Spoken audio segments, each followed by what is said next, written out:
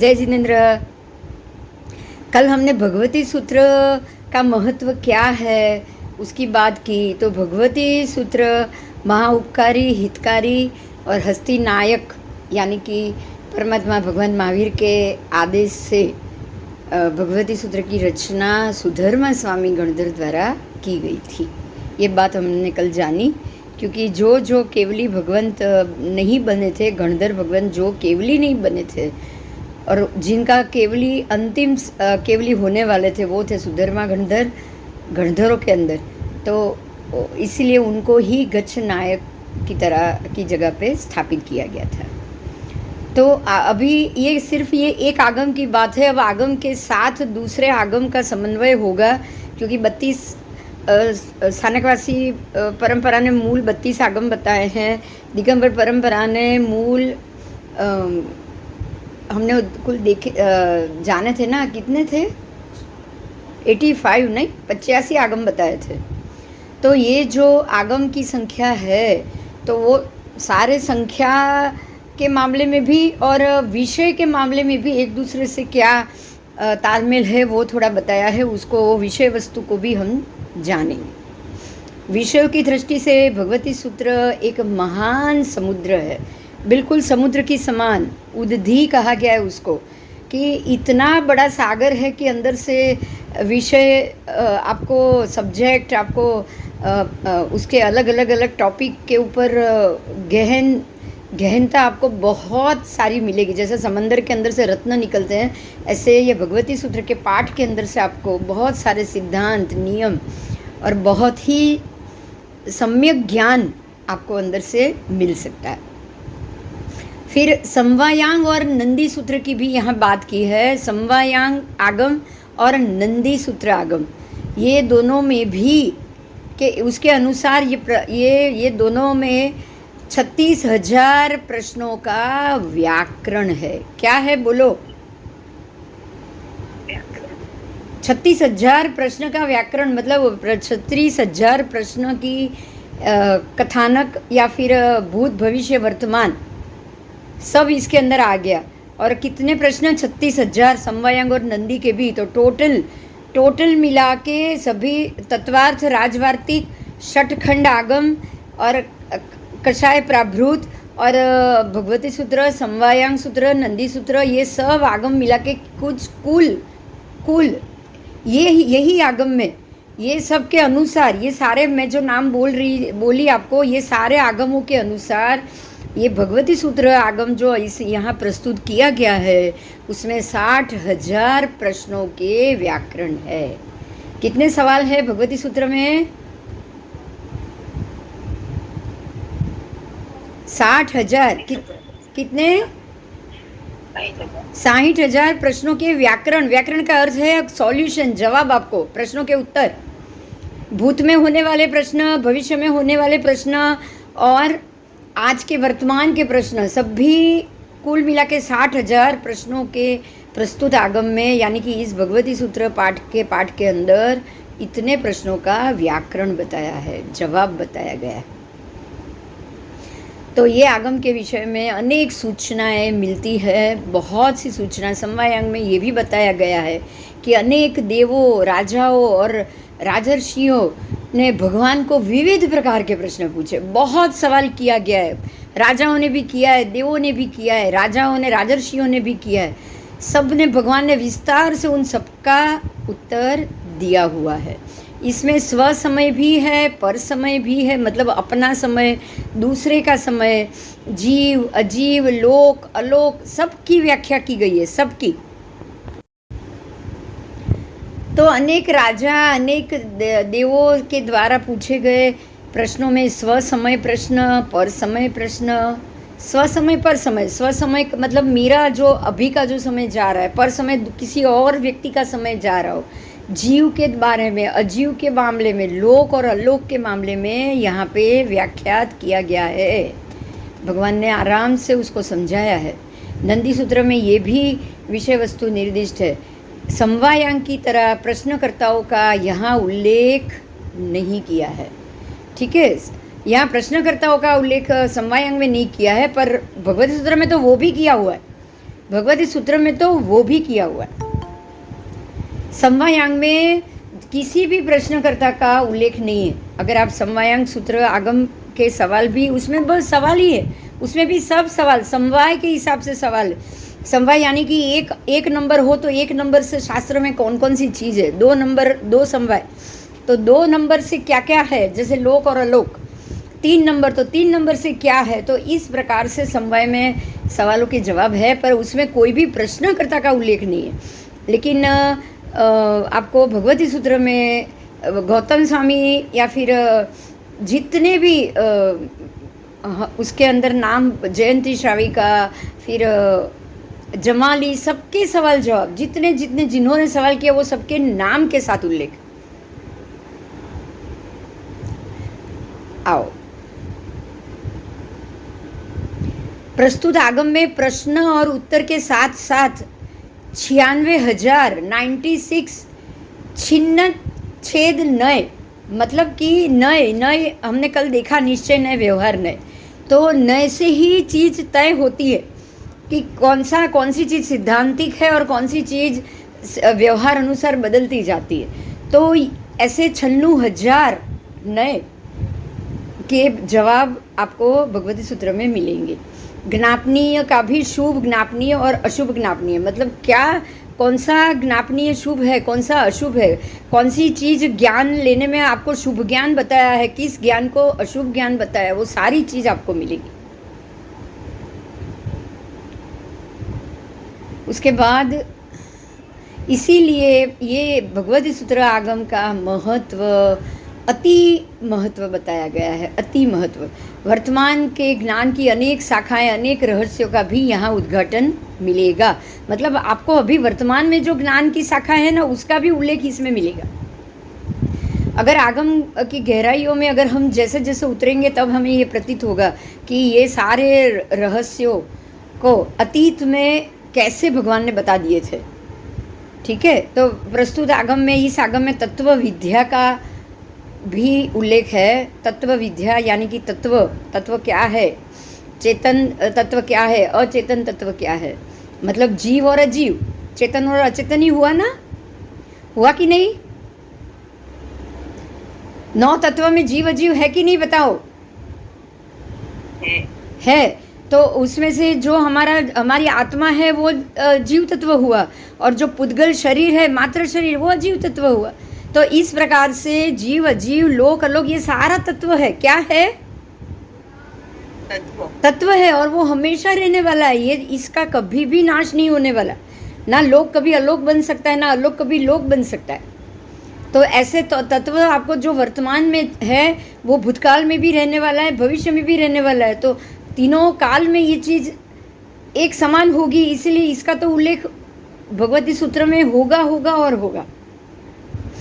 ऐसा कहा जाता है कि संभवतः विश्व विद्या का कोई भी ऐसा पाठ या ऐसी कोई शाखा नहीं होगी जिसका प्रत्यक्ष या अप्रत्यक्ष रूप में भगवती सूत्र में चर्चा ना हुई हो। बराबर? तो तत्व विद्या का ये बहुत बड़ा विशाल ग्रंथ है, जिसको अगर आप आज न्यूटन, प्लूटोन या फिर पुद्गलास्तिकाय या फिर जो हमने ये जाना है ना, परमाणु, अणु, परमाणु, ये सब चीज़ आपको भगवती सूत्र में मिलेगा। ये एक विश्व कोश की तरह है। तत्व मैथाफिजिक्स यानी कि तत्व विद्या से संबंधित अनेक विषयों की इसके अंदर चर्चा की गई है। क्रियमाणकृत एक शब्द यहाँ दिया गया है, क्रियमाणकृत।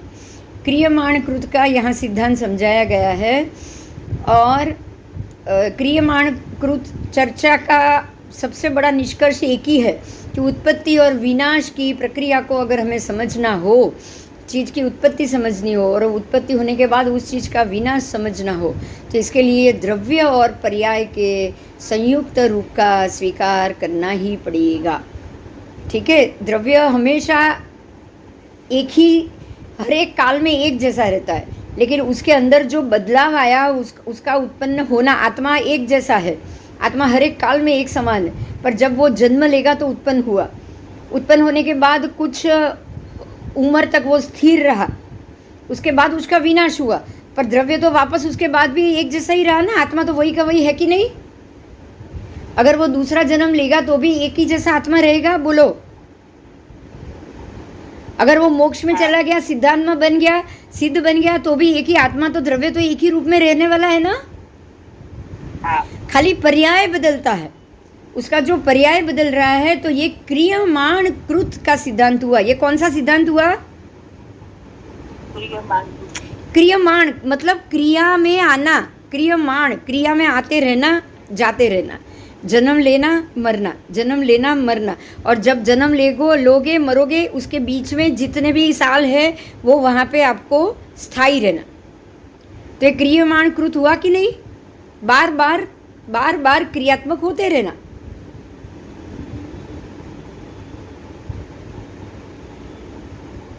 ठीक है, तो ये उत्पत्ति विनाश और लय, इसकी व्याख्या से ही ये क्रियमाण कृत का सिद्धांत यहाँ समझाया गया है। इससे ये ज्ञात होता है कि जैन दर्शन में प्रत्येक तत्व का प्रतिपादन अनेकांत की दृष्टि से ही होता है। एकांत दृष्टि के अनुसार चलमान और चलित दोनों एक क्षण में, अनेकांत की दृष्टि से चलमान और चलित दोनों एक ही क्षण में होते। मैंने चल दिया और मैंने चलना शुरू किया, दोनों एक ही क्षण में हुआ कि नहीं? हाँ। एक ही क्षण में हुआ। और चलते चलते रुक गए तो आपका रुकना भी तो उसी क्षण में हुआ।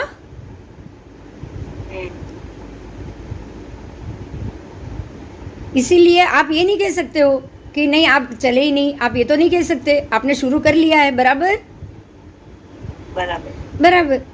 अगर मैं यहाँ से सूरत जा रही हूँ, 2:30 बजे की ट्रेन में बैठ रही हूँ, घर से मैं निकल गई, तो मैं निकल तो गई, सूरत के लिए ही निकल गई ना। तो सूरत जाने की जर्नी तो जब निकली तब से शुरू हो गई। ये क्रियमाण कृत है, आपका शुरुआत हो गया है। पर आप ऐसा नहीं कह सकते कि नहीं मैंने अभी तक शुरू ही नहीं किया, या फिर मैं सूरत नहीं जा रही हूँ, आप ये नहीं कह सकते।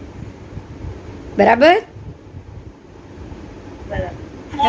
સંખારો કરે છે અને નથી કર્યો એનું કંઈક વાત છે મારી સ્વામીમાં એ છે. નહીં અત્યારે એની વાત જ નથી આ સંખારે. શરૂઆત એટલે કાર્યનું. અરે હા, એ તો આવશે એમાં, આમાં જ આવશે ઉદાહરણ. એ જમાલીએ જ્યારે નવો મત કાઢ્યો ને એની વાત છે કે હજી સુધી પથારી થઈ નથી, એનો અર્થ એ કે પથારી થવાની શરૂઆત ગણાય નહીં. પરમાત્મા કહે છે કે જે ચાલ્યું એ ચાલેલું ગણાય. તમે ચાલવાની શરૂઆત કરી એટલે ચાલ્યું બરાબર ગણાય. जैसे ही बाहुबली ने एक पैर उठाया कि जाऊं मैं जाऊं और उन सबसे माफ़ी मांगू केवली भगवंतों की, जैसे उठाया वैसे ही केवल ज्ञान हो गया. माफ़ी तो मांगी भी नहीं ना अभी तक. हाँ. पर पैर उठाया, निश्चय करके पैर उठाया, मतलब आपका काम हो गया. होने के बराबर हुआ कि नहीं? हुआ. नहीं तो वो नहीं होता. समझ रहे हो? अगर जब तक वो माफ़ी ना मांगे तब तक अगर ये कार्य पूर्ण नहीं होता तो ये होता नहीं ना, उनको केवल ज्ञान नहीं होता. बराबर बराबर. हाँ, जो मद के सिद्धांत के अनुसार वो 12 महीने से खड़े थे, तो खाली पैर उठाने से तो नहीं चला जाता ना वो. नहीं. हाँ, लेकिन है, आपने एक बार सोचा और पैर उठाया, आपने उस तरफ गति शुरू कर ली, मतलब आपने गति शुरू कर ली. आपने ये कर दिए के बरोबर है. आपने वो कार्य कर देने के बरोबर. अब उनको जाके माफ़ी मांगने की ज़रूरत भी नहीं पड़ी. उन्होंने मन से ही सोच लिया कि मैं जाऊं और माफ़ी मांगू. जैसे ही पैर उठाया उनका काम हो गया.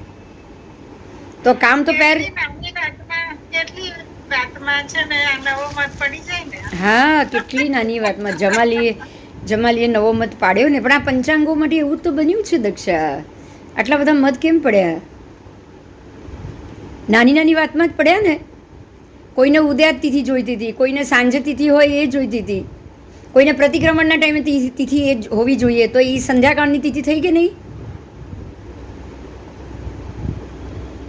કેમ અમુક સ્થાનકવાસીનો વર્ગ એવો પણ છે ને કે સાંજના પ્રતિક્રમણ ટાઈમે પાંચમ ચાલતી હોવી જોઈએ છે. એટલે મત તો આના લીધે જ થાય. આપણે વસ્તુ સમજીએ નહીં એટલે તો અનેકાંત દ્રષ્ટિ કીધી કે આ જ સાચું છે એવું નથી. તિથિ તો પ્રાતઃકાલીન પણ હોઈ શકે છે, મધ્યાહનકાલીન પણ હોઈ શકે, રાત્રિકાલીન પણ હોઈ શકે, સંધ્યાકાલીન પણ હોઈ શકે કે નહીં બોલો? 23 કલાક તિથિ ચાલે છે તો દરેક કાળમાં તિથિ આવશે તો ખરા કે નહીં? આવશે કે નહીં? આવશે જ. પણ છતાં તમે એમ કહો કે આ તિથિ ગલિત જ થઈ ગઈ, ક્ષય જ થઈ ગયો, તો એવું તો બનવાનું જ નથી ને. બે સૂર્યોદય જે તિથિ ના જુએ એનો ક્ષય થઈ ગયો, એ પોસિબલ છે? બતાવો. નથી, એ પોસિબલ જ નથી. તમે એને એક ક્ષય તિથિ એવી રીતે તો મૂકી જ ના શકો કે સૂર્યોદય નથી જોયો એટલે તિથિ માનવાની નહીં. આવો તો કોઈ નિયમ જ ન હોય. સમજાય છે વાત? હા, એટલે તો ભગવાન મહાવીર સ્વામીનું નિર્વાણ અને ગૌતમ સ્વામીનું કેવળ જ્ઞાન પરોઢ પહેલા જ છે, એક જ તિથિમાં છે બંને વસ્તુ. ગૌતમ સ્વામીને કેવળ જ્ઞાન પણ પરોઢ પહેલા, પરમાત્માનું નિર્વાણ પણ પરોઢ પહેલા જ, 24 કલાકની અંદર જ છે ને. એક સૂર્યોદયથી બીજા સૂર્યોદયની વચમાં છે કે નહીં? બંને એક ઘટના એક જ સૂર્યોદયની વચ્ચે છે, બીજો સૂર્યોદય હજી થયો નથી, છતાં બે તિથિ હતી ને જુદી. ભગવાનનું નિર્વાણ અમાસનું, ગૌતમ સ્વામીનું કેવળ જ્ઞાન એકમનું. સૂર્યોદય વગર તિથિ બદલાઈ હતી ને. એટલે સૂર્યોદય હોય એ તિથિ માનવી, આ નિયમ જ ખોટો છે, આ સિદ્ધાંત જ નથી. સમજાય છે આ વાતને?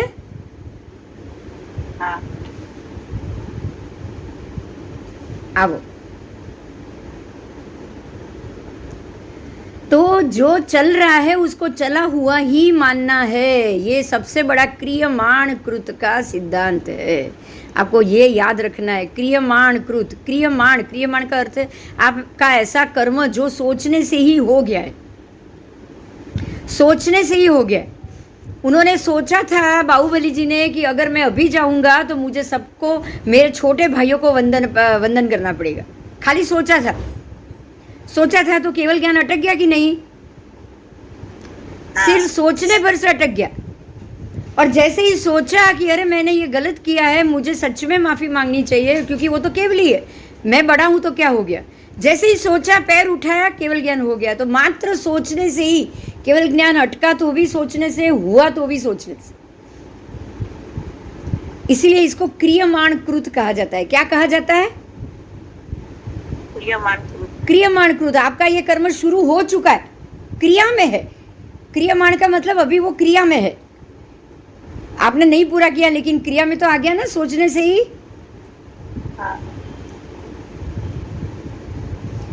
चलो, एकांत दृष्टि के अनुसार अगर एकांत दृष्टि हो तो चलमान और चलित दोनों एक क्षण में नहीं हो सकते.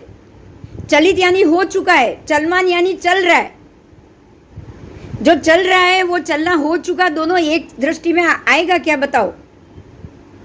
अगर आप एकांतवाद से सोचोगे, उसने एकांतवाद से सोचा ना जमाली ने कि अभी तो हुआ नहीं, मतलब हो कैसे हो गया? आप कैसे मान सकते हो कि हो गया जबकि अभी तक हुआ ही नहीं है? यही बात थी ना.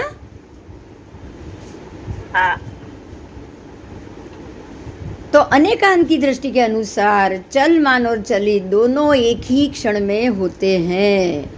आपने जैसे ही सोचा और शुरू कर लिया, सोचा मतलब आपने शुरू कर लिया तो चलित हो ही गया, वो चलमान चलित हो ही गया. और ये संपूर्ण आगम में अनेकांत दृष्टि का ही उपयोग हुआ है. अब अनेकांत दृष्टि, एकांत दृष्टि आपको ये चलमान और चलित से बहुत क्लियर हो गई.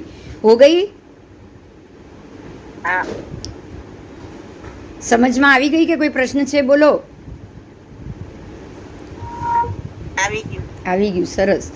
भगवान महावीर ने अपनी दीर्घ तपस्या से सूक्ष्म तत्वों का साक्षात्कार किया और उसके बाद उसका प्रतिपादन भी किया. उन्होंने वो बताया भी सबको, और उनके द्वारा प्रणीत अनेक सिद्धांत, जैसे कि षड जीव निकाय, यानी कि जो हम त्रस्काय, एक इंद्रिय से लेके त्रस्काय तक के जो षट जीव है, 6 जीव निकाय, वो फिर लोक, अलोकवाद, पंचास्तिकायवाद, परमाणुवाद, तमस्काय, कृष्णराजी, बहुत सारे उन्होंने सिद्धांत दिए हैं. और ये सारे सिद्धांत जैन दर्शन के सर्वथा स्वतंत्र अस्तित्व के प्रज्ञापक है। आपको ये कृष्णराज जी, तमस्काय, पंचास्ती कायवाद, ये कोई भी सिद्धांत आपको अन्य धर्म में नहीं मिलेंगे। मिलेंगे बताओ? मिलेंगे? नहीं। इससे भी बड़ा एक सिद्धांत और उन्होंने भी इसी के अंदर है, वो मैं आपको बताना चाहूँगी कि कोई भी घटना, जैसे हवा का तेज बहना या बारिश जोर जोर से गिरना या फिर मेघ गर्जना होना, बिजली कड़कना, ये सारी चीज एकेंद्रीय है। बराबर? सारे अपकाय के ही विभाग है कि नहीं? अपकाय, वायु काय, बोलो, बादल वायु काय, ये वावाझोड़ा, मेघ, बादल, बिजली क्या है बताओ? सारे एकेंद्रीय है ना। पृथ्वी और अपका एकेंद्रीय और पृथ्वी का आदि में से ही है कि नहीं? लेकिन क्या इनकी अपनी मर्जी कभी भी हो सकती है बरसने या गरजने के लिए? नहीं। नहीं, क्योंकि उनका मन तो है ही नहीं ना, उनका सिर्फ उपयोग हो रहा है। बराबर? बराबर। तो उपयोग कौन कर रहा है?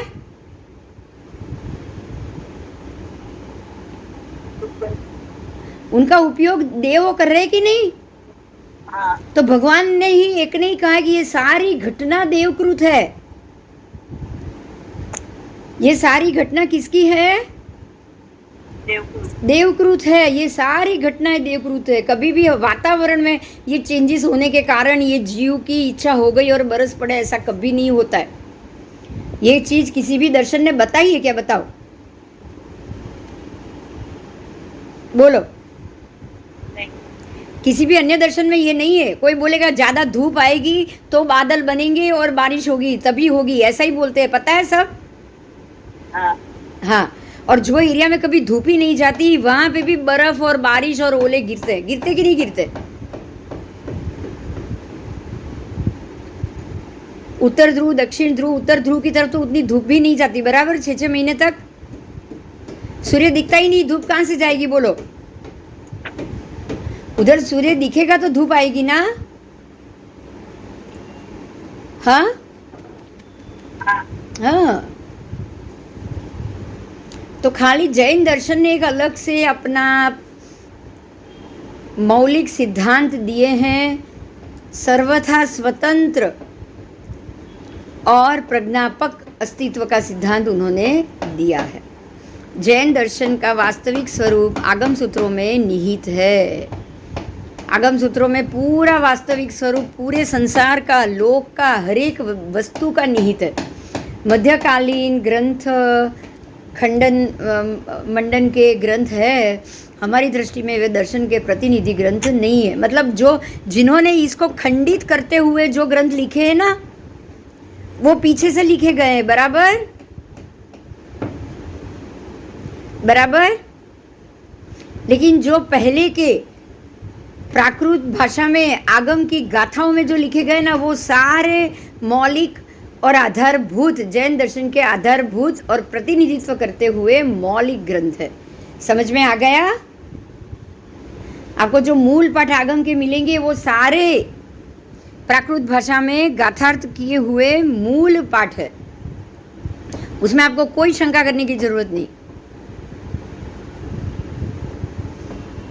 बोलो, कोई प्रश्न है इसमें? इस सूत्रों का महत्व समझा है आपको?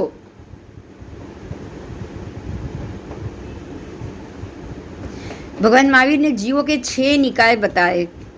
6 निकाय में त्रस निकाय जो घूम जा रहा है, घूमने रहे, इधर से उधर चल रहे हैं, प्रत्यक्ष सिद्ध जीव है। ये आपको पता चलता है कि ये जीव प्रत्यक्ष है, अंदर जीव है, वो घूम रहा है। बराबर?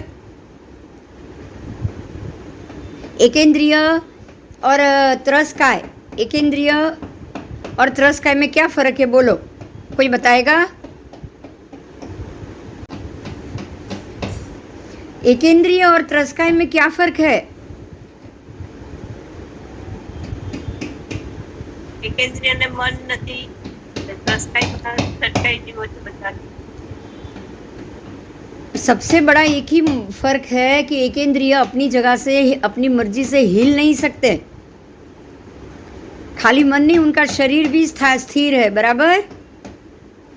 लेकिन त्रस्काय अपने आप को एक जगह से दूसरी जगह के लेके जा सकता है, ये बहुत बड़ा फर्क है, बराबर। तो ये जो है इसका यहाँ पे खास महत्व बताया गया है कि पृथ्वी, पानी, अग्नि, वायु, ये जो चारों निकाय है ना, चारों निकाय, उसमें आज के साइंस ने, किसी ने भी जीव विज्ञान में इसके अंदर जीव है ऐसी स्वीकृति दी है क्या?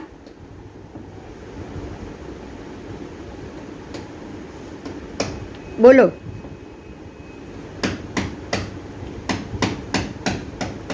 पृथ्वी में जीव है, पानी में जीव है, अग्नि में जीव है, वायु में जीव है, ऐसा आज का कोई भी धर्म या कोई भी साइंस बोलेगा? नहीं। लेकिन भगवान महावीर ने पृथ्वी के जीव, पानी के जीव, अग्नि के जीव, वायु के जीव, ये सबके अंदर की जीव सृष्टि को बताया, ना ही खाली अस्तित्व को बताया, लेकिन उनका कितना जीवन है, उनकी आयु कितनी, उनकी जघन्य आयु कितनी उत्कृष्ट, उनकी लेशिया कितनी। आपने वनस्पति काय की लेशिया देखी ना अभी लेटेस्ट? 3 लेशिया वाला कौन सा देव यहाँ ये वनस्पति में जाएगा, 4 लेशिया वाले देव ये वनस्पति में जाएंगे, आपने देखा कि नहीं? तो उन्होंने तो खाली उनका जीवनमान, आहार, श्वास, चैतन्य, संज्ञा, विकास, उनकी लेशिया, सब चीज पर पूरे रूप से प्रकाश डाला। बोलो, डाला कि नहीं भगवान ने? ये फर्क है, ये फर्क है जैन दर्शन और अन्य दर्शन में, ये फर्क है। तो पृथ्वी का एक जीवों का न्यूनतम जीवन, उत्कृष्ट जीवन 22,000, न्यूनतम अंतर्मूर्त, ये सारी उनके निश्चित श्वास, वो श्वास भी क्रम से नहीं ले रहे हैं, मतलब कभी कभी समय में भी ले लेते हैं, कभी कभी अधिक समय से भी लेते हैं। तो उनको भी आहार की इच्छा होती है, वो भी प्रति क्षण आहार लेते हैं, जो भी हवा पानी है वो उनका आहार है। स्पर्शनेंद्रिय से भी चेतन है, चेतन की अन्य धारा भी उनकी अस्पष्ट होती है, पर अंदर चेतन है। मनुष्य की तरह श्वास काल में जैसे ही वो प्राणवायु ग्रहण करता है, वैसे ही पृथ्वी काय के जीव जब श्वास लेंगे तो श्वास काल में केवल वायु को ही नहीं ग्रहण करते, लेकिन पृथ्वी, अग्नि, पानी, वायु, वनस्पति, ये सभी के पुद्गलों को भी ग्रहण करते हैं। पृथ्वी काय अब काय के पुद्गल ग्रहण करता है कि नहीं करता है? बोलो। करता है। तो ये उसकी भूख हुई, भूख और प्यास हुई कि उनको भी पानी चाहिए, वो प्यास है। अगर पानी नहीं मिलेगा तो शरीर सूख जाएगा उनका, जैसे हम लोगों का गला सूखता है कि नहीं सूखता है? ऐसे वो पेड़ भी मर जाते अगर पानी नहीं मिलेगा तो भगवान ने इन सबके अंदर इनका आहार तक बता दिया, उनकी आयु बता दी,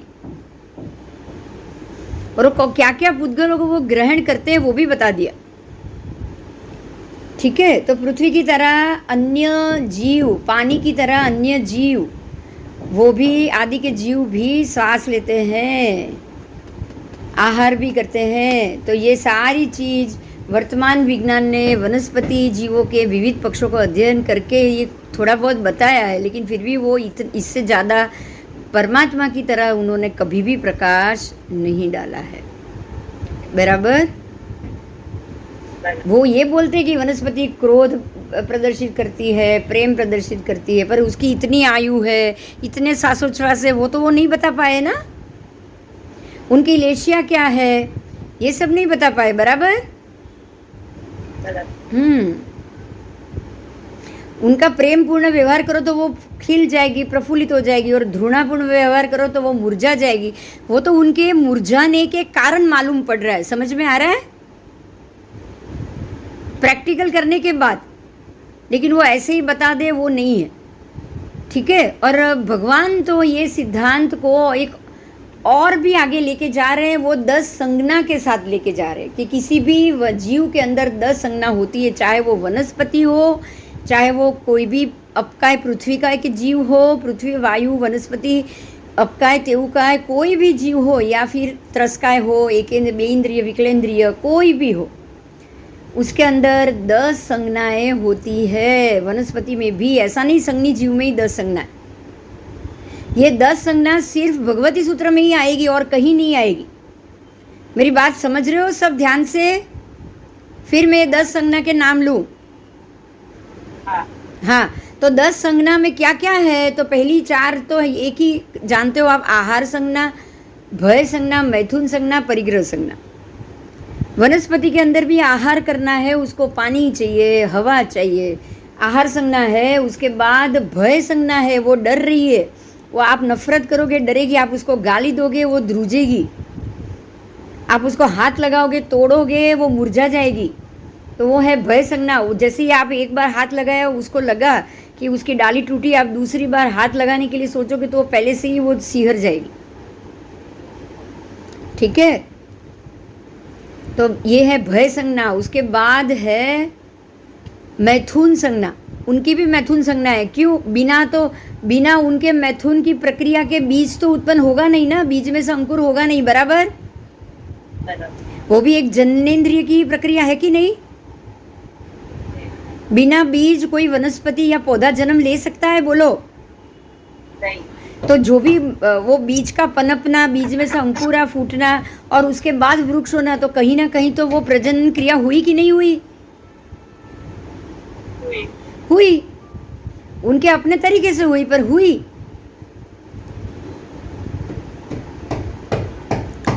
तो ये मैथुन संज्ञा है, उनके अंदर तो है ही, अंदर जो जीव पड़ा है उसके अंदर तो ये है ही। ठीक है, परिग्रह संज्ञा, इसलिए आप उसको अगर आगोश में लोगे तो उसको अच्छा लगेगा। समझ में आया? वनस्पति भी अच्छा फील करेगी। फिर है परिग्रह संज्ञा। तो पानी को अंदर अपने अंदर संग्रह के रखते हैं कि नहीं? बोलो। रखते हैं, पानी को अपने अंदर संग्रह करके रखते हैं, ताकि गर्मी में उसको पानी कम मिले तो वो जमीन के अंदर से पानी खींच के भी अपने अपने मूल्य को प्रफुल्लित रखे। उसके बाद क्रोध संज्ञा।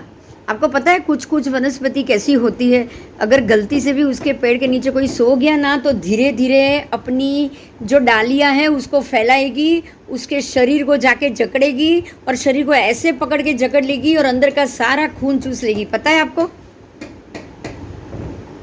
जानते हो कोई? वनस्पतियां भी ऐसी है।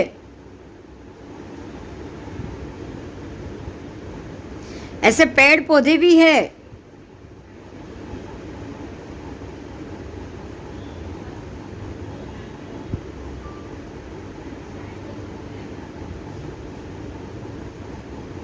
ठीक है, तो ये हुई क्रोध संज्ञा। फिर मान संज्ञा, उसके बाद है माया संज्ञा। आप समझ सकते हैं कि जब वो केल के झाड़ को, वो जो थोर का जो बबूल का पेड़ था, उसने केल के झाड़ पत्ते को रोज रोज सालों तक उसके पान को खींच खींच के तोड़ा है, तो उसको मान हुआ होगा कि नहीं हुआ होगा कि देखो मेरे सामने इसकी मैंने क्या हालत कर दी? हुआ नहीं होगा क्या? बताओ। हुआ ही होगा। अशुभ लेशिया वाला तो था ही वो जीव, तभी तो वो कंटक के लेशिया में, थोर के लेशिया में चला गया। फिर है माया संज्ञा, उसके बाद है लोभ संज्ञा, ओग संज्ञा और लोक संज्ञा। ये सारी संज्ञाओं का अस्तित्व होने पर वनस्पति भी अस्पष्ट रूप से, नॉट स्पष्ट लेकिन अस्पष्ट रूप से व्यवहार करती। आपको नहीं पता चलेगा, वो केवल ही जान सकता है जो स्पष्ट रूप में मनुष्य करता है। जो आप करोगे वैसी ही क्रिया वो करेगा, बराबर? तो अब समझ में आ गया कि वो एकेंद्रिय जीव भी अपनी अपनी संज्ञा के अनुसार, अपनी इच्छा के अनुसार जैसा चाहे उस प्रकार से वो ये संज्ञाओं के तहत अपनी अपनी लेशियाओं के उपयोग में रहकर शुभ अशुभ सभी कर्म बांधता है। बांधता है कि नहीं? बांधता है।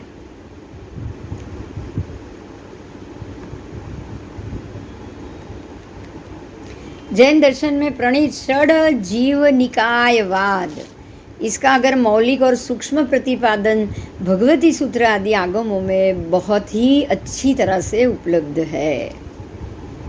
अब सिद्धसेन जी ने क्या लिखा है? सिद्धसेन दिवाकर सूर्य आप जानते हैं, बड़ा नाम था। उन्होंने ही ये नमो अर्हत नवकार का संस्कृत श्लोक बनाया था और उसके कारण उनको संघ से बाहर किया गया था। उसके बाद उनको वापस ले लिया था। लेकिन आपको ये बात इसलिए मैं याद दिलाती हूँ कि एक प्राकृत के हमारे नौकार मंत्र के 9 पद का उन्होंने एक ही लाइन में नमो अर्हत सिद्धाचार्योपाध्याय, मतलब उसमें सारे नौकार के पद आ गए। सर्व साधुभ्य उन्होंने जो शॉर्ट फॉर्म किया ना, सिर्फ उसके लिए, क्योंकि प्राकृत का संस्कृत में उन्होंने उपयोग किया उसका कि नौकर की जगह आप ये बोलो, तो उनको संघ बाहर कर दिया था। बात समझ में आ रही है कि मूल सूत्र और मूल के साथ बदली करना किसी को भी हक नहीं दिया गया है जैन दर्शन में।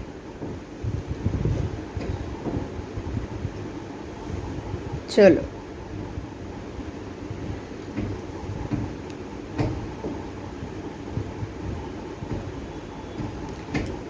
आओ आगे जाएंगे।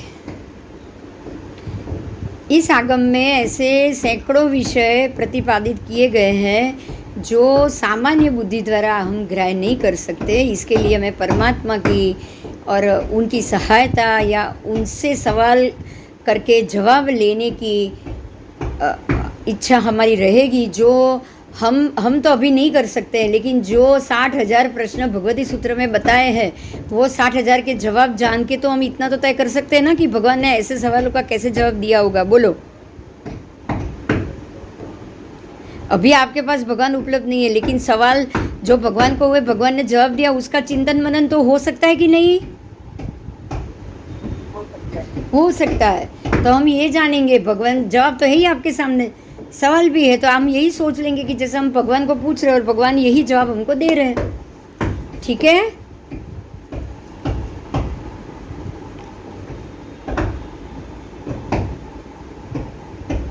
आओ। सूक्ष्म जीवों के प्रति किए जाने वाले व्यवहार की समीक्षा सिद्धांत अहिंसा का सिद्धांत देकर बताया गया है। अगर ऐसे सूक्ष्म जीवों के प्रति कैसा व्यवहार करना चाहिए, तो भगवान ने क्या बताया है, कैसा व्यवहार करना चाहिए? अहिंसा का सिद्धांत दिया है कि ऐसे सूक्ष्म जीव, जो जीव है, जो हमें दिखाई नहीं दे रहे हैं लेकिन अंदर आत्मा है, ये जान के उसके साथ व्यवहार करो। मतलब कच्चे पानी को पक्के पानी में ना मिलाओ, खून और पानी दोनों को ना मिलाओ। समझ में आ रहा है? सचित और अचित दोनों जीवों को ना मिलाओ, भगवान ने बताया ना ऐसा। हाँ, आपको सचित जीव का आहार नहीं करना है, आपको अचित हो जाए उसके बाद करना है। क्यों? क्योंकि वो जीव को आप मार रहे हो, वो फल आपको मिलेगा, आपको ऐसी अनुभूति होगी और ऐसा ही फल आप प्राप्त करोगे। तो ये सारी चीज़ जो भगवान ने बताई है, वो जीव रक्षा के लिए ही बताई। तो ये बताने कर उन्होंने ये बता के उन्होंने सूक्ष्म जीवों के प्रति किए जाने वाले व्यवहार को अहिंसक हो, इस प्रकार से उन्होंने हमें सिखाया।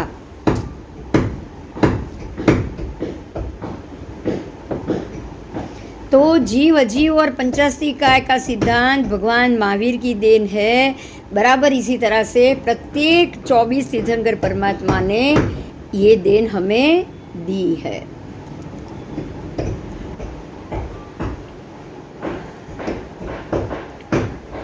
बराबर। और यहाँ पे भगवान ने हमको जीव और पुद्गल को भी बहुत अच्छे से समझाया कि जीव यानी कि आत्मा क्या है और पुद्गल यानी कि जिसके अंदर आत्मा बैठा है, रह रहा है, वो उसका बंधारण क्या है। और 5 अस्तिकाय, धर्मास्तिकाय, अधर्मास्तिकाय, आकाशास्तिकाय, जीवास्तिकाय, पुद्गल अस्तिकाय, तो ये 5 अस्तित्व को भी बहुत ही ध्यान से हमको समझाया।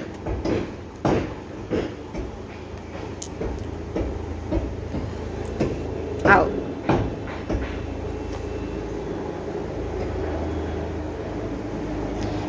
तो ये तत्व चर्चा में जयंती श्राविका, मद्दुक, श्रमण उपासक, रोह अणगार, सोमिल ब्राह्मण, भगवान पार्श्व के शिष्य, काल सवेसित, टुंगिया नगरी के श्रावक, ऐसे ऐसे अलग अलग नाम से यहाँ पे उदाहरण में लोग आएंगे। और गणित की दृष्टि से पार्श्व पत्तियों या गांगेय अणगार के प्रश्नोत्तर बहुत मूल्यवान है, उसके गांगेय अणगार, तो उनकी भी इसमें चर्चा आएगी। भगवान महावीर के युग में अनेक धर्म संप्रदाय हो चुके थे। कितने हुए थे? 1-2 नहीं, अनेक। और सांप्रदायिक कट्टरता बहुत कम थी। संप्रदाय बहुत बन चुके थे, पर संप्रदाय को पकड़ के चलने वाली कट्टरता नहीं थी। नहीं, ये नहीं समझ में आ रहा है तो ये गलत है, ये सही है, और नया वो संप्रदाय खड़ा कर देते थे। एक धर्म संघ के मुनि परिव्राजक दूसरे धर्म संघ के मुनि और परिव्राजकों के पास जाते थे, तत्व चर्चा करते थे, और जो कुछ भी उपादेय लगता था वो मुक्त भाव से स्वीकार करते थे। ये किनकी बात हुई है पता है?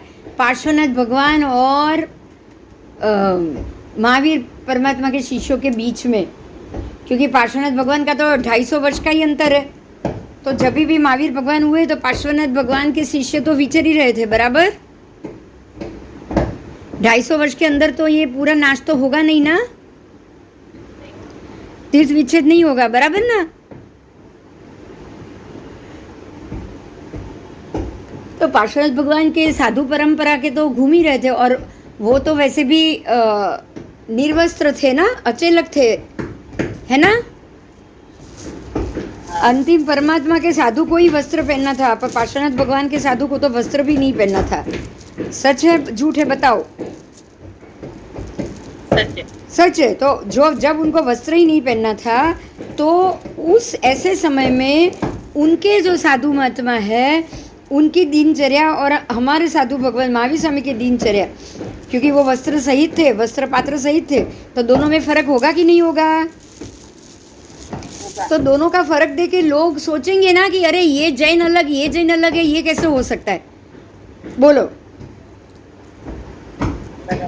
हाँ, तो ये कारण से पार्श्वनाथ भगवान के संप्रदाय के जितने भी साधु थे उनको फिर से परमात्मा महावीर के शासन की अलग प्रकार से दीक्षा कराई गई थी।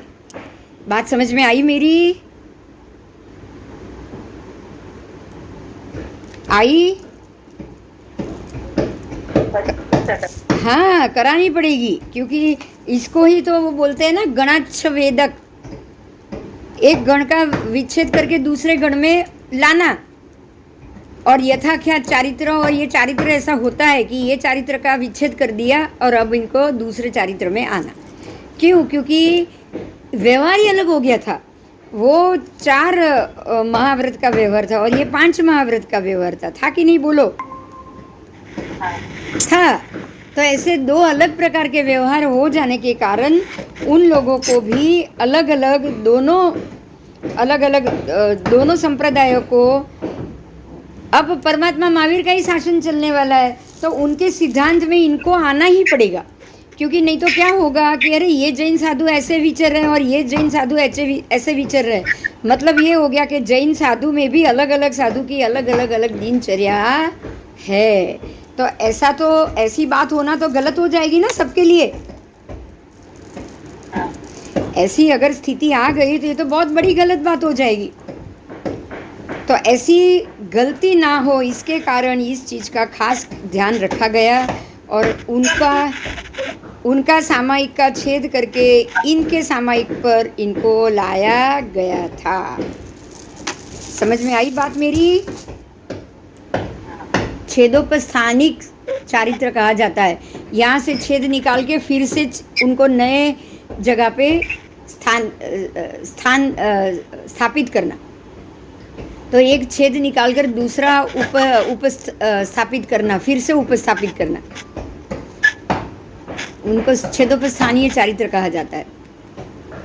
आओ, क्योंकि 4 महाव्रत की जगह 5 महाव्रत की दीक्षा देनी पड़ेगी, नहीं तो होगा क्या, इनके जितने भी अनुयायी आएंगे सबके सब 4 महाव्रती के ही आएंगे।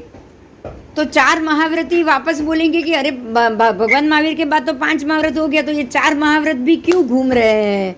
तो ऐसा होगा कि नहीं होगा? साइड वाला निकालना। तो ऐसा ना हो जाए इसके कारण ये सारी व्यवस्था होती है।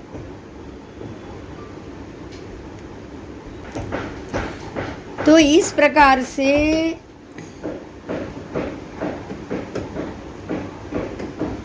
ये आगम में, भगवती सूत्र आगम में ऐतिहासिक दृष्टि से, मतलब जो पूर्व इतिहास में हो चुका है, आजीवक संघ के आचार्य मंखली मंखली पुत्र यानी कि गोशालक की कथा, जमाली की कथा जो परमात्मा का दामाद था वो, फिर शिव राजर्षि की कथा, उसके बाद स्कंदक परिव्राजक सन्यासी की कथा आदि बहुत ही महत्वपूर्ण कथाएं यहाँ मिलेगी। और उससे जो जो प्रश्न उत्तर हम जानेंगे संपूर्ण रूप से ऐसा ही समझेंगे आज केवली भगवान बता रहे हैं। ठीक है, तत्व चर्चा की दृष्टि से जयंती श्राविका, मद्दुक श्रवण उपासक, रोह अणगार, सौमिल ब्राह्मण, भगवान पार्श्व के शिष्य, तुंगिया नगरी के श्रावक आदि भी बात आएगी। केशी गणधर के महात्मा भी यहाँ आएंगे, बराबर। और पार्श्व उपतीय गांगेय अणगार, उनके भी प्रश्नोत्तर बहुत ही मूल्यवान थे। तो यहाँ ये बात है कि परमात्मा महावीर के समय में अनेक धर्म संप्रदाय थे, अनेक सांप्रदायिकता, कट्टरता बहुत ही कम थी, लेकिन वो धर्म संप्रदाय में कट्टरता नहीं थी जो जैसी आज है। आज बहुत कट्टरता बढ़ चुकी है और आज सभी संप्रदाय वाले जो उनकी मर्जी है उसी हिसाब से वो चलना चाहते हैं। तो ये हो गई कट्टरता। अगर आप अपनी मर्जी से चलो, आपके गुरुदेव ने क्या कहा है वो सिद्धांतिक बात अगर आप नहीं समझना चाहते हो, और एक जैसे मरीचि ने गलत किया तो उसके बाद की पीढ़ी भी गलत ही करेगी, इस तरह से अगर आप गलत कर रहे हो तो ये बहुत बड़ी गलती है। इसी का नाम मिथ्यात्व। समझ में आया? हाँ हाँ, इसी का नाम है कि ये मिथ्यात्व। आप मिथ्यात्व कर रहे हो, आप गलत कर रहे हो।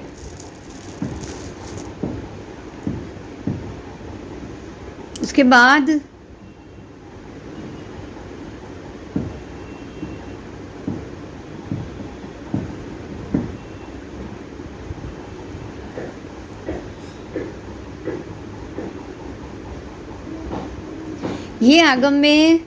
ये आगम प्रस्तुत भगवती सूत्र आगम भगवान महावीर के दर्शन तत्व विद्या का प्रतिनिधि सूत्र है। और इसके अंदर सवाल जवाब के कारण, ध्यान से सुनिएगा, प्रश्नोत्तर के कारण परमात्मा महावीर का व्यक्तित्व जितना यहाँ पे स्फुटित हुआ है ना, उतना कहीं भी नहीं। अगर आपको भगवान की गहनता, भगवान की समझ, भगवान की केवल दृष्टि को समझना हो तो परमात्मा के द्वारा दिए गए संसार के सभी सवालों के जवाब उन्होंने किस ढंग से दिए और उन्होंने हर एक चीज़ को कौन सी दृष्टि से देखा है, वो केवल दृष्टि आपको मालूम पड़ सकती है अगर आप उनके सवाल जवाब को ठीक से सुनो और समझो तो। ठीक है,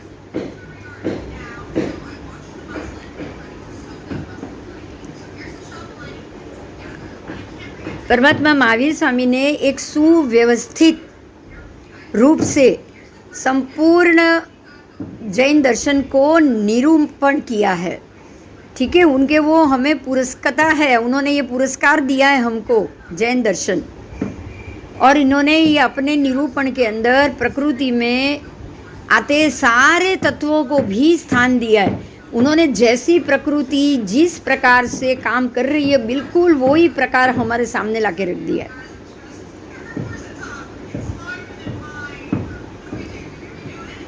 तो खास करके राजगुरु नगर के वैभारगिरी पर्वत के नजीक उष्ण जल स्रोत, मतलब जो गर्म पानी के कुंड आपको पता है बहुत जगह मिलेंगे, आपको बद्रीनाथ में भी मिलेंगे। ऐसे वैभारगिरी पर्वत है ना राजगुरु नगरी का, उसमें भी आपको ये मिलेगी।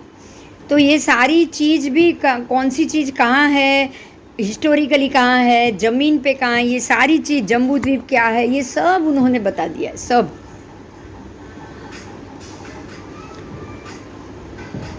वायु संबंधी सिद्धांत, अग्नि संबंधी सिद्धांत, जीवों का सामुदायिक जीवन कैसे होगा या कैसे हो रहा है,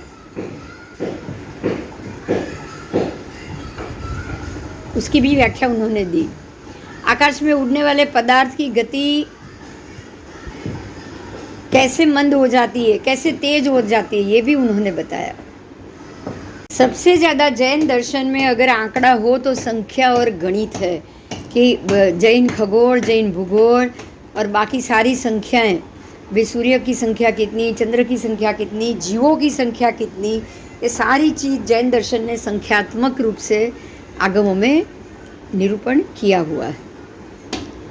परमात्मा ने भी कहीं ना कहीं स्पष्ट रूप से बार बार एक बात घोषित की है।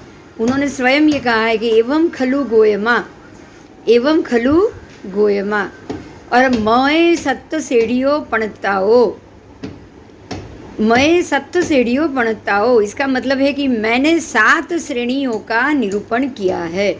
भगवान बार बार एक ही बात कहते थे कि मैंने 7 श्रेणी का निरूपण किया है, 7 श्रेणी। तो हम वो 7 श्रेणी भी जानेंगे। किसी भी अन्य दर्शन की तुलना में, यहाँ तक कि बुद्ध के दर्शन की तुलना में भी, अपने अपने समय में आध्यात्मिक उत्साह एवं उत्कटता से परमात्मा महावीर ने उस युग के अन्य किसी भी दार्शनिक को की तुलना करते हुए जैन दर्शन को अधिक उत्कटता से, अधिक प्रेरणा से दर्शाया हुआ है।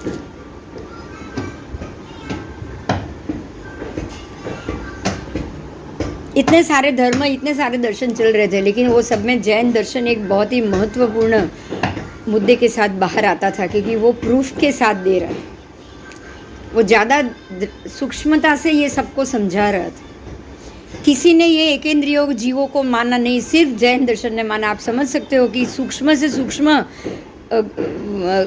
दूर्वा घास के छोटे से कण के अंदर भी जीव है, वो तो जैन शासन ही बता सकता है। पानी की एक बूंद में असंख्य जीव, खून की एक बूंद में असंख्य जीव, ये जैन दर्शन ने ही बताया। आपको इस भगवती सूत्र में गति विज्ञान मिलेगा। गति विज्ञान यानी कि किस तरह से जो कार्बन वर्गणा है, जो पौद्गलिक वर्गणा है, वो कैसे गति करती है और जीव कैसे गति करता है। हमने 1 वक्रा गति, 2 वक्रा गति सब सीखा हुआ है, आप जानते हो। 14 राजलोक में वो किस तरह से गति करता है। और भावित आत्मा द्वारा छोटे छोटे रूपों का यहाँ निर्माण किया हुआ है। भोजन और छोटे छोटे रूपों का निर्माण संबंधित बात यहाँ बताई हुई है। 14 पूर्वी द्वारा एक वस्तु के 1000 प्रतिरूप कहे गए हैं।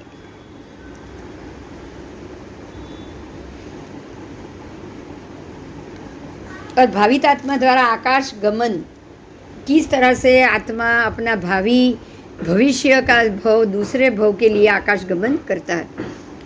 बराबर पृथ्वी आदि स्थावर जीवों के श्वास उच्छ्वास, सर्वभौम धर्म का प्रवचन, गति प्रवाह अध्ययन, कृष्णराजी, तमस्काय, परमाणु की गति, दूर संचार आदि अनेक महत्वपूर्ण प्रकरण इसमें दिए गए हैं।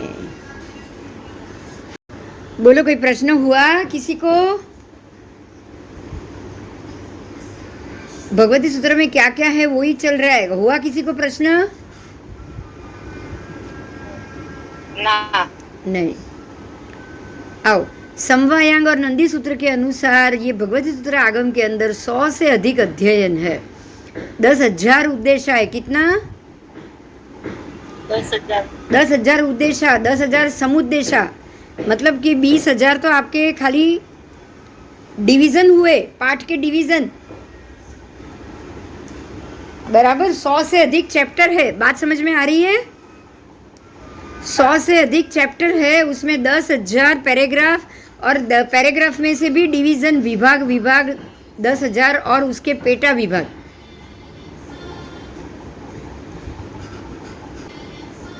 ठीक है,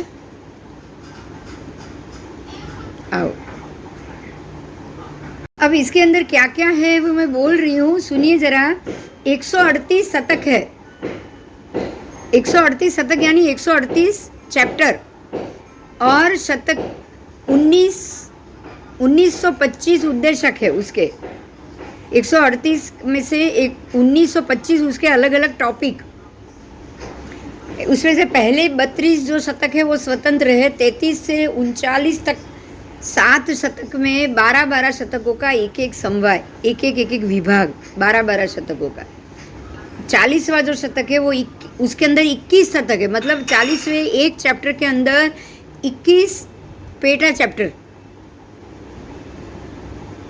कुल मिला के 138 शतक हो गए, और 138 शतक के 1923 उद्देशक हो गए, मतलब उसके इतने चैप्टर हो गए। और अक्षर कितने हैं पता है? 6,17,000 के ऊपर।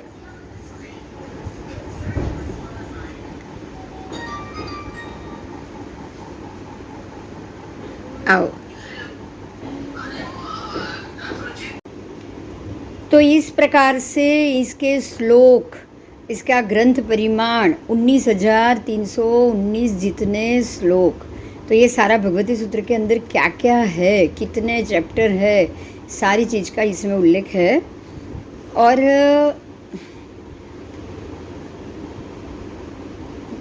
गंभीर तत्व विषयक निरूपण इसमें दिया गया है। कुछ प्रश्न ऐसे हैं भगवती सूत्र के जो यहाँ पूछे गए हैं, जिनका सहज और सरल जवाब कैसे दिया है। यानी कि भगवान को ये प्रश्न किया गया कि बनते क्या पहले अंडा या फिर मुर्गी, पहले क्या उत्पन्न हुआ, पहले मुर्गी उत्पन्न हुई या फिर अंडा उत्पन्न हुआ, बोलो। तो भगवान सामने प्रश्न पूछते हैं कि अरे ये रो अणगार ने पूछा था, तो भगवान पूछते हैं कि अरे अंडा कहाँ से पैदा हुआ, तो रो अणगार जवाब दे रहे हैं भगवान मुर्गी से। अच्छा, भगवान ने फिर से पूछा कि वो मुर्गी कहाँ से पैदा हुई, तो रो अणगार कह रहे हैं भगवान वो अंडे से पैदा हुई। समझ में आ रही है ये बात? हाँ, हाँ, एक सामान्य क्वेश्चन है ये कि भाई मुर्गी कैसे उत्पन्न हुई, अंडे से होती है। अंडा कहाँ से उत्पन्न होता है, अंडा आया कहाँ से, तो बिना मुर्गी तो अंडा नहीं आ सकता। तो दो में से पहले कौन? दोनों पहले भी और दोनों लास्ट में भी है, बराबर? बराबर। अंडा अंतिम भी आएगा, पहले मुर्गी आएगी तो अंतिम अंडा आएगा। अच्छा, पहले अंडा आया तो अंतिम मुर्गी आई, कि बिना मुर्गी तो अंडा भी नहीं होगा। इसीलिए यहाँ भगवान ये कह रहे हैं कि ये अनानुपूर्वी है। क्या है ये? अनानुपूर्वी। अब पता है अनानुपूर्वी में नौकार कैसे गिनते हैं? हाँ, पहले से सीधा भी 9 गिनते हैं और 9 से अंतिम भी गिनते कि नहीं? हाँ, मतलब ये हो गया कि अर्यंत कहाँ से आए, सिद्ध कहाँ से आए, उपाध्याय कहाँ से, साधु सब आए कहाँ से? तो अंतिम में साधु आएंगे, सबसे पहले अर्यंत आएंगे। अगर आप अंतिम से गिनोगे तो पहले साधु बोलोगे कि नहीं? हाँ, अर्यंत बाद में, क्योंकि पहले साधु नहीं हुए होते तो अर्यंत होते कहाँ से बताओ? बिना साधु, बिना उपाध्याय, बिना आचार्य क्या कोई अर्यंत हो सकता है? नहीं। तो अनानुपूर्वी हुआ कि नहीं है? हाँ, ये अनानुपूर्वी हुआ। तो अंडे और मुर्गी में भी पूर्व पश्चात का क्रम नहीं होता, ऐसे लोक अलोक में भी नहीं होता। समझ में आया? पहले लोक या पहले अलोक, ऐसे बहुत सारे सवाल आएंगे जो परमात्मा ने अनानुपूर्वी का सिद्धांत दिया। अगर अनानुपूर्वी नहीं बोलते तो झगड़ा ही रहता ना कि नहीं पता इसका आंसर क्या है। अब क्या जवाब देते बोलो किसी को भी? जब इसका जवाब ही नहीं मालूम हम क्या बोले? बिना मुर्गी अंडा नहीं आ सकता, बिना अंडे की मुर्गी नहीं हो सकती, मतलब इसका जवाब ही नहीं है। मगर है जवाब, क्या है कि दोनों अनानुपूर्वी है, एक के पीछे एक चल रहा है। अंडे के कारण मुर्गी हो रही है, मुर्गी के कारण अंडा हो रहा है, तो ये अनानुपूर्वी हो गई। पूर्व पश्चात का क्रम इसमें नहीं आ सकता, बराबर? ये कंटिन्यू है। कंटिन्यू इसलिए है कि ये कभी भी इसका विच्छेद नहीं हुआ। अगर एक बार मुर्गी का विच्छेद हो जाए तो अंडे में से एक बार मुर्गी बाहर आएगी, फिर अंडा आएगा? बोलो। नहीं हो पाएगा। अगर किसी मुर्गी ने अंडा ही नहीं दिया, जितनी मुर्गी है जिंदा रही, मर गई और अंडा ही नहीं दिया, तो अब नई मुर्गी हो पाएगी? नहीं हो पाएगी। ऐसा कभी नहीं होता है, ये विच्छेद कभी नहीं होगा। ठीक है? वृक्ष और सारे में भी ऐसे विच्छेद नहीं हो सकता। बीज पहले या वृक्ष पहले? तो इस अपेक्षा से ये भाषा में ये कहा गया है कि ये अनानुपूर्वी है और ये इसमें पूर्व और पश्चात कुछ नहीं होता। ठीक है? दूसरा ऐसा ही क्वेश्चन कि क्या जीव और पुद्गल अन्योन्य बद्ध है, अन्योन्य से स्पृष्ट है, अन्योन्य से अवगाढ़ है? क्या अन्योन्य स्नेह प्रतिबद्ध है, या अन्योन्य के कारण एकीभूत बने हुए हैं? बोलो हाँ या ना। हाँ, क्या जीव और पुद्गल अन्योन्य से बंधे हुए हैं? बताओ, कोई बोलेगा?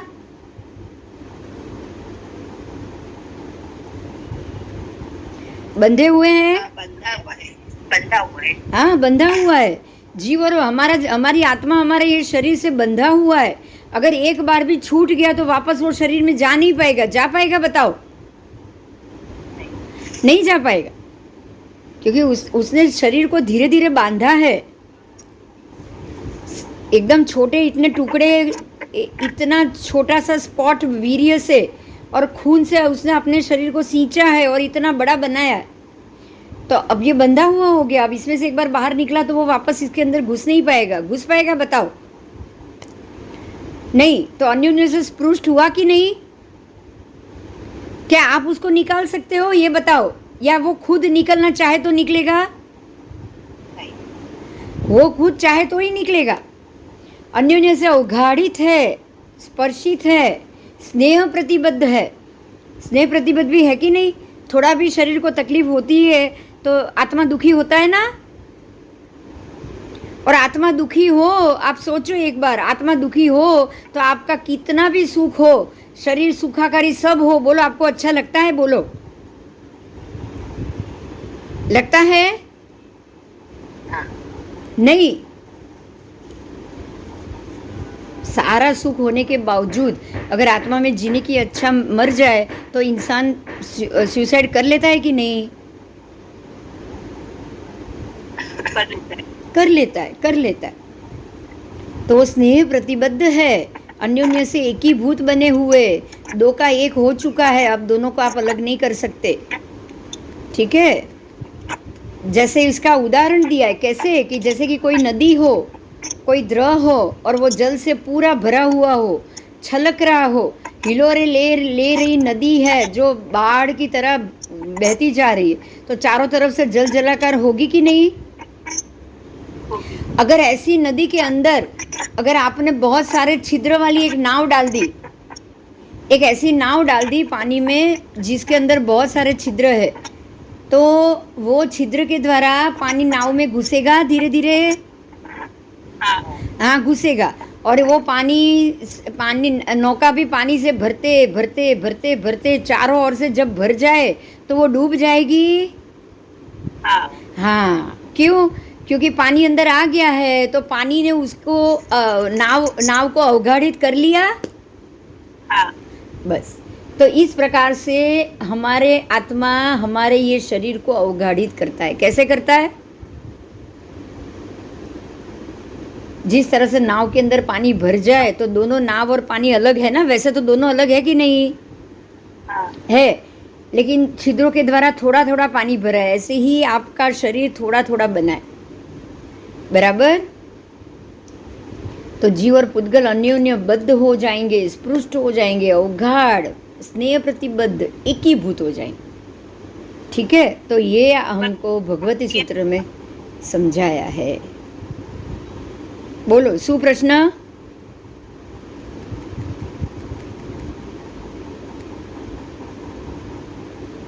चलो,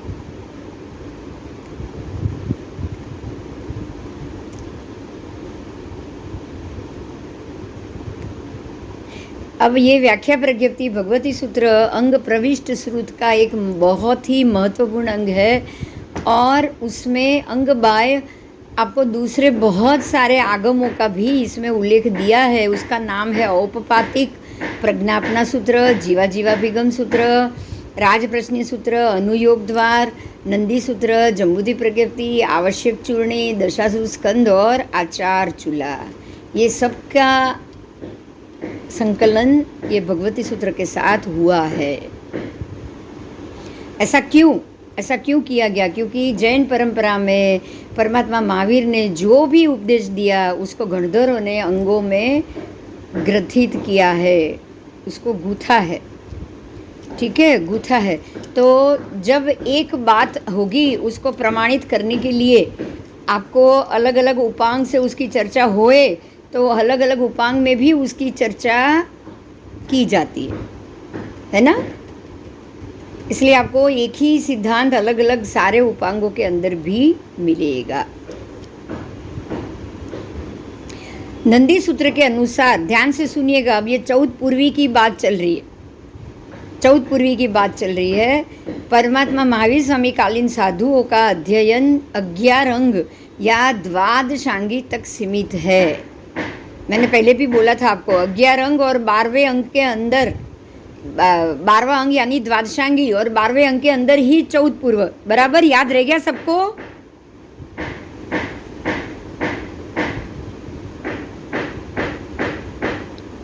तो ये सारा अंग प्रविष्ट सूत्र हुआ। अंग बाह्य सूत्र का तब तक कोई उल्लेख नहीं था, भगवान महावीर के समकालीन साधु में तो नहीं था ना। उनके निर्वाण के पश्चात उत्तरवर्ती काल में ही ये सारे आगम भी रचे गए और आगम के साथ साथ अंग बाह्य सूत्र भी रचे गए। तो भगवान महावीर के आगम के प्रमाण की एक निश्चित मर्यादा थी। केवल ज्ञानी, मन प्रयोग ज्ञानी, अवधि ज्ञानी, 14 पूर्वी और 10 पूर्वी द्वारा रचित ग्रंथ ही आगम कोटि में मान्य हो सकता है। समझ में आ गई ये बात? हाँ, जब तक ये आगम लुप्त हुए, जब तक ये आगम लिखे गए तब तक 10 पूर्वी हो चुके थे, उसके बाद ही आगम लिखे गए। ये बात समझ में आ रही है? हाँ, 10 पूर्वी होने के बाद आगम लिखे गए, क्योंकि 10 पूर्वी तो भगवान के जाने के 150 साल में ही हो गए थे। तो उसके बाद आगम तो 980 साल के बाद लिखे गए। तो सूत्र थी तो लख्या से ने? बात ये नहीं है, पर सूत्र ही आप सोचो, 150 साल से लेके आपके 1000 साल तक के बीच में कितने वर्ष हुए? 150 से लेके 850 साल तक सूत्र विलीन होंगे कि नहीं? याद रहना कम होगा कि नहीं होगा? तब तक आप 10 पूर्वी थे, 150 साल तक आप 10 पूर्वी ही थे, तो बाकी के 850 साल बीत चुके हैं। तो बाकी के 850 साल में भी कितने सारे सूत्र आप भूल गए होंगे, लुप्त हो गए होंगे मेमोरी में। मेमोरी में आपके ये सारे सूत्र लुप्त हो जाए, ये संभव है कि नहीं? है। ठीक है, तो इसीलिए आपके पास जो सूत्र आए हैं वो मूल है, लेकिन सूत्र पूर्ण होंगे इसकी गारंटी नहीं हो सकती। बराबर।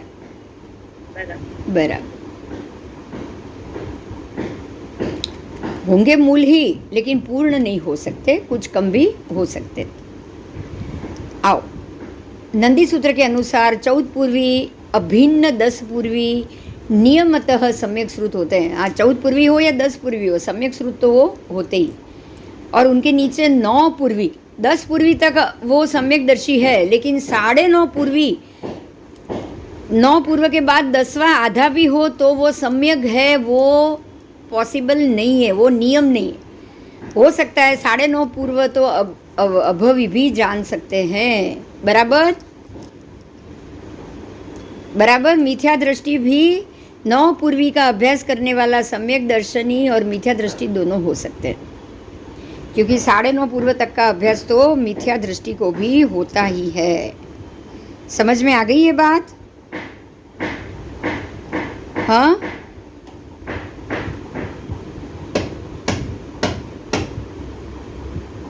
आओ।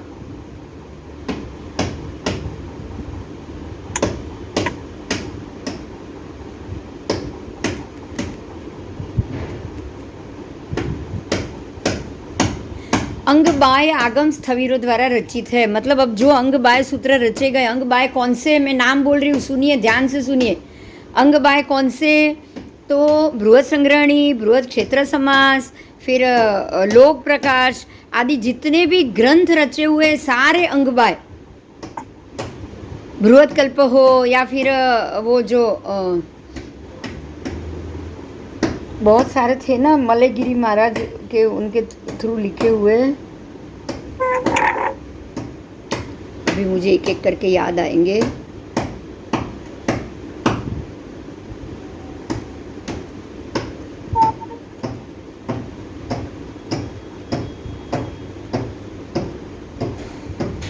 किसी को, आपको कोई याद आ रहा है? संग्रहणी आ गया, क्षेत्र समास आ गया, उसके बाद भी जो भी हमारे ये जो तत्वार्थ, उसके बाद लघु संग्रहणी, फिर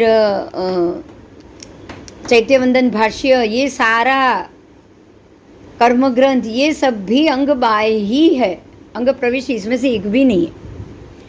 एक भी सूत्र हम ये नहीं कह सकते कि ये 10 पूर्वी द्वारा लिखा गया है। बात समझ में आई? देखो एक बात ध्यान से सुनो, बहुत इंपॉर्टेंट है। 10 पूर्व तक का तो लिखना हुआ ही नहीं है। जब 10 पूर्व तक का नियम सब जो हम बोलेंगे ना कि जो लुप्त हो गए, उसके बाद ही लिखना हुआ है। समझ में आ रहा है? हो सकता है 1-2 पूर्व ही बाकी होगा और आपने लिखा हो, ये भी पॉसिबल।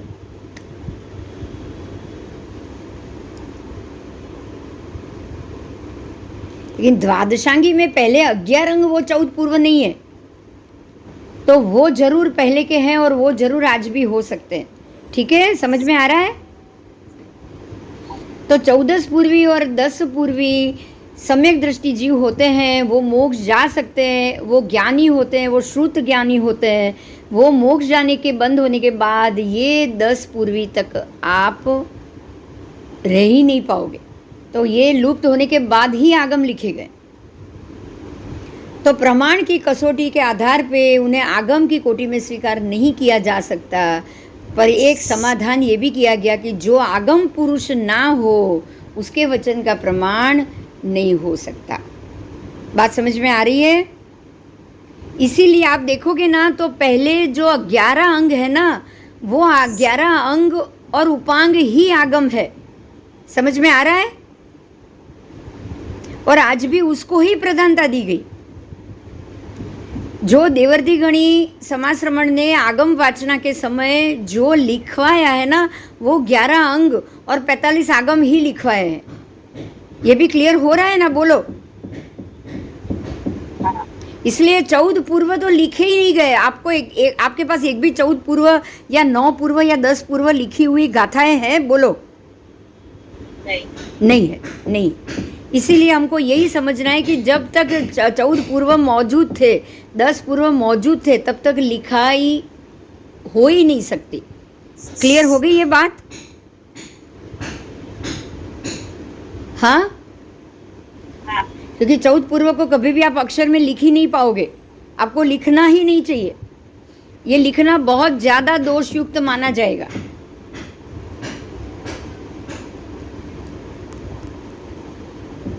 देवर्ती गणिक क्षमा श्रवण के समय की बात है, उन्होंने ये कहा था, इसका समाधान किया था, जो आगम पुरुष नहीं है उसका वचन प्रमाण नहीं हो सकता। लेकिन ये अंग सूत्र के आधार पे रचना करता है, तो वो वचन प्रमाण आगम प्रमाण ही है, क्योंकि अंग सूत्र, अंग यानी कि द्वादशांगी 11 अंग के आधार पे जो भी आपने ये आगम की रचना की, थाणांग, समवायांग, ये सारे 11 अंग के ऊपर है, तो ये वचन प्रमाण हो सकता है। तो देवर्ती गणी जी, श्रमाश्रमण जी ने आगम वाचना के समय इसी आधार पे स्थविर द्वारा ग्रंथों को आगम की कोटि में लिखवा के परिगणित किया था। अंग बाह्य श्रुत का उत्तरकालीन रचना है, मतलब बाद की रचना है। बाकी सारी इसमें आपके बृहद संग्रहणी, क्षेत्र समास, चैत्यवंदन भाष्य, सब इसके अंदर आ गया। आप जो 21-22 धोरण तक के पुस्तक बोलते हैं ना, वो सब उसके अंदर आ गया, अंग बाह्य श्रुत में। खाली 45 आगम ही अंग प्रविष्ट सूत्र हैं जो आगम की कोटि में माने गए हैं, और वो ही प्रमाणित है। बस उसको आप अगर अप्रमाणित करोगे तो ये बहुत बड़ी गलती हो जाएगी। प्रस्तुत आगम में चल माने चलिए का पहला प्रश्न है। उसके बाद नारकियों की कितनी स्थिति है, वो कितने काल में श्वास लेते हैं, वो सारी स्थिति। ठीक है, पहले प्रश्न के साथ साथ संबंध स्थापना या व्यवस्था की दृष्टि से 11 और 12वें सूत्र के पश्चात 16वां सूत्र देखना चाहिए। एक के बाद एक कौन सा सूत्र देखना चाहिए वो यहाँ बताया। आओ, प्रज्ञापना सूत्र की कर्म प्रकृति पद का यहाँ पे उल्लेख है। कर्मों का बोध कराने के लिए प्रज्ञापना सूत्र सबसे ज़्यादा महत्वपूर्ण है। देखो ध्यान से सुनो, कर्म का बोध और कर्म प्रकृति जानने के लिए आपको कौन सा आगम पढ़ना चाहिए?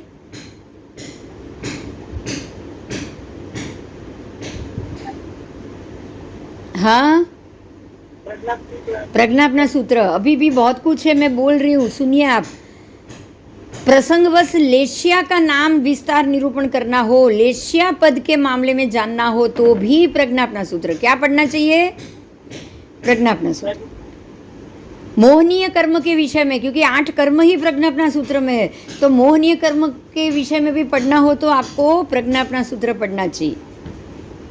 सभी कर्म का बोध कराने के लिए प्रज्ञापना के कर्म प्रकृति पद का ही अध्ययन होगा।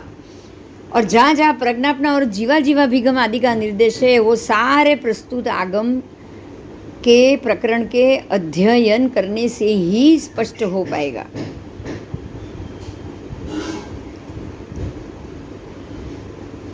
आपको यहाँ कोई भी अंग बाह्य सूत्र का निरूपण नहीं मिलेगा। देखो आपको यहाँ पे देखो एक बात बहुत ध्यान से सुनो कि भगवती सूत्र में प्रज्ञापना सूत्र का उल्लेख मिलेगा, जीवा जीवाभिगम का मिलेगा, आपको उसमें नंदी सूत्र का मिलेगा, लेकिन क्या बृहद संग्रहणी का मिलेगा?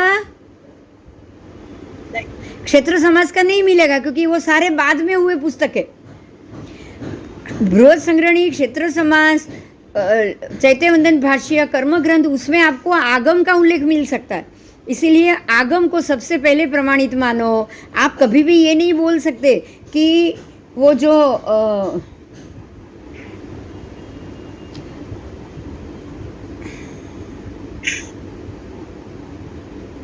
श्राद्ध विधि प्रकरण में सूर्योदय से तिथि मानना है, इसलिए उसको ही महत्व दो। आप जम्बूद्वीप प्रज्ञप्ति और सूर्य प्रज्ञप्ति में किसी में भी सूर्योदय से उदय तिथि नहीं मानी है तो आप उसको अधूरा समझ के छोड़ो। ये गलती करना चाहिए? बताओ।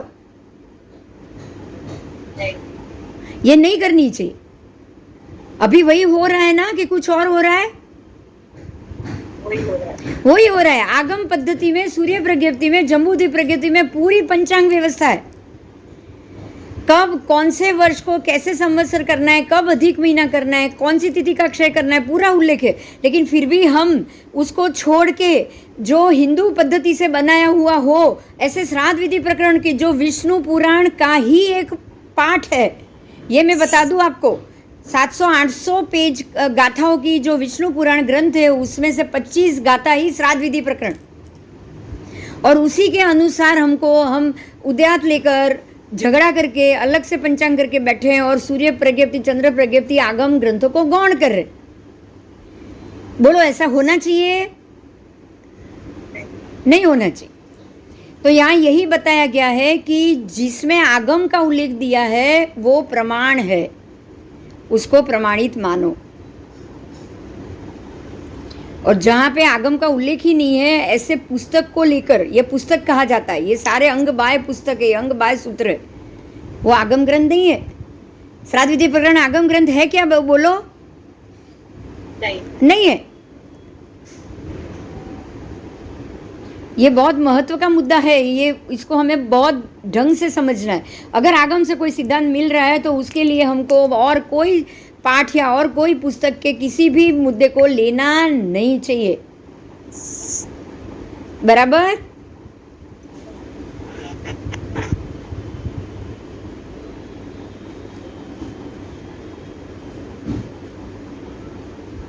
अंग सूत्रों में अंग बाह्य सूत्रों का निर्देश हो ही नहीं सकता, ठीक है ना?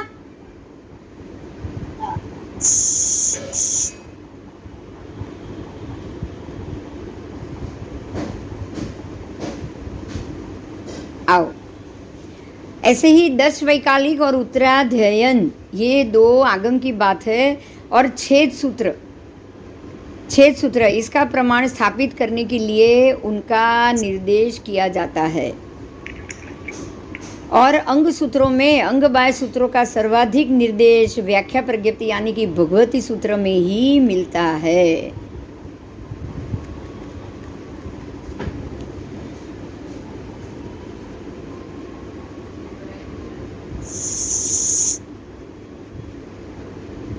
ये बहुत महत्व का मुद्दा था, समझ में आ गया ना? हाँ, आओ। राय पसेयण, राय पसेणी, राय पसेणी, इस प्रकार से भी एक आगम ग्रंथ है और उसका भी यहाँ उल्लेख दिया गया है कि राय पसेणी सूत्र में से श्रुत ज्ञान, श्रुत अज्ञान, वो सबका मुद्दा उसमें से समझना चाहिए।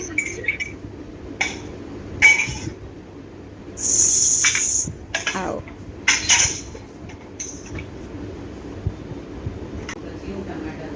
ठीक है, तो राय पसेणी सूत्र, कौटिल्य, अर्थशास्त्र। अब आपको क्या करना है पता है? हम लोग क्या करते हैं पता है? ऐतिहासिक कालक्रम भूल जाते हैं। अर्थशास्त्र ने क्या कहा,